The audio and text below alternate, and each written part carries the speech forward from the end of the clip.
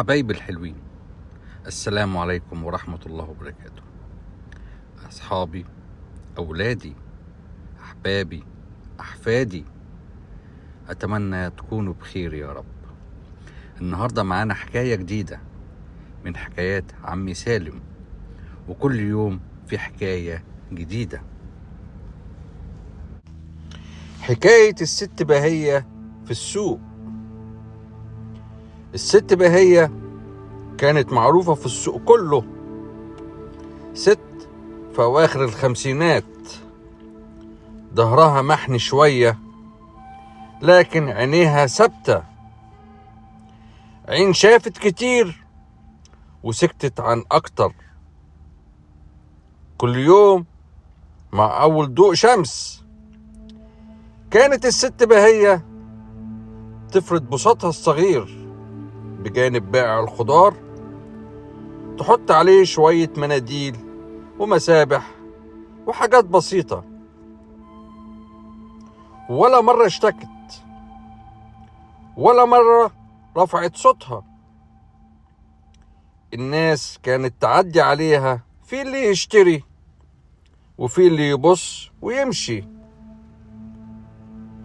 لكن في يوم دخلت السوق وهي مش زي عادتها، خطواتها تقيلة ووشها شاحب. سألتها أم حسن: مالك يا أختي بهية؟ ردت بهدوء: ولا حاجة، الدنيا بس تقيلة شوية.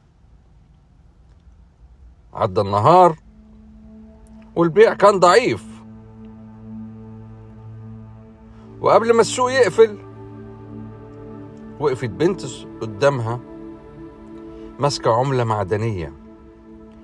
قالت: ماما قالت لي اشتري مسبحة منك يا ست بهية. بهية ابتسمت وادت البنت الصغيرة أحلى مسبحة عندها، ورجعت ليها الفكة والزيادة. قالت البنت: ست بهية، بس ده كتير. ردت بهية: الزيادة دي دعوة حلوة، خديها لماما. البنت مشت والست بهية لمت بضاعتها ببطء. وفي اللحظة دي وقف راجل معروف في السوق. كان زمان